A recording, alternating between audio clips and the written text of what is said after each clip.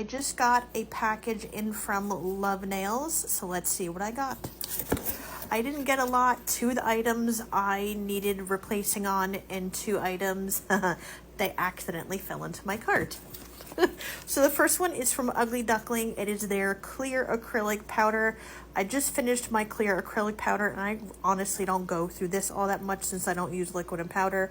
So I picked up a 30-gram package. And I want to say this packaging from Ugly Duckling looks absolutely amazing. Next up, let's just throw this out of the way. Next up from Clear Jelly Stamper, these are their sticky stamping pad refills. And this is the container that this goes in. So I got more refills for this, and this is a pack of 3. And the 2 items that accidentally fell into my cart, I don't know how they got there. It is plate number CJS H49. I really love all of like the knots and the twists and the turns. I honestly would not have the time or the patience to do this by hand on a client, so I got a stamping plate for this one. And CJS 335.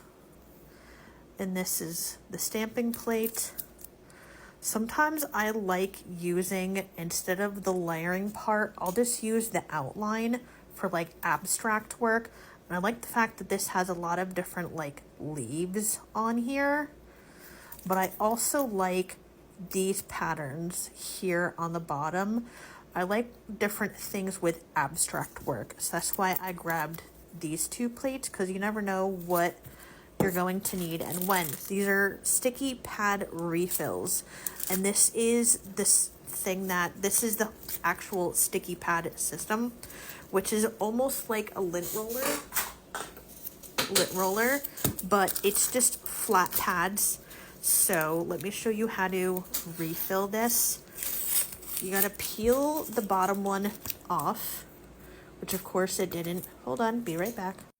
Once you peel this whole bottom thing off, okay, you're gonna have this whole sticky thing on the bottom.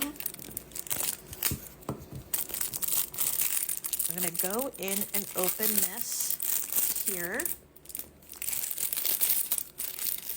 And this is what I did wrong the first time I had this. So here are your sticky stamping pads. So if you go to open the first one, make sure the sticky side is facing up. The first time I had this, I put the sticky side facing down, and I ruined this whole entire booklet. You're gonna pop this in here, just like this. And then when you're ready to use your sticky stamping pad, you just take off this first little protective layer, and then your sticky stamping sheets are right here, ready to use. And this is great if you need to save on space, because this is how much room this takes up versus a lint roller that is this big. I want to share a nail tech tip with everyone, and I know this tip might not be for everyone. So I just got 2 new plates in from Clear Jelly Stamper, and I know if everyone gets their plates, they always have the number written right over here. But because of the fact that I create content on so many different platforms, what I do is I go on their website and I get the name, and I take my label maker. I think I've seen another nail tech do this. So, and I can't remember who. So this is not, I didn't originally come up with this because I think I've seen someone else do this. And I take my label and I put it on the back of the plate when I get them. So that way, every time, if you've watched any of my YouTube videos, you've always seen me just show the back of my plates like this in my YouTube videos. So that way, if anyone ever asks what is the name of the plate besides the number here, all I have to do is just flip over the back of the plate like this. Now on the larger plates, it's just easier because there's enough of space. On the smaller plates, I still will put this on here. I just find a spot. That way I can put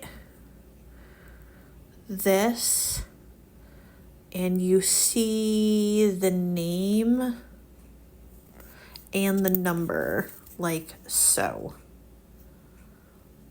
So I hope this little nail tech tip helps you. So besides having the numbers on the plates like this with clear jelly, you now have the name of the plate on the back with your label maker. This is just all I got, just 4 little teeny items. If anyone has any questions, let me know in the comments section down below and I'll talk to you later.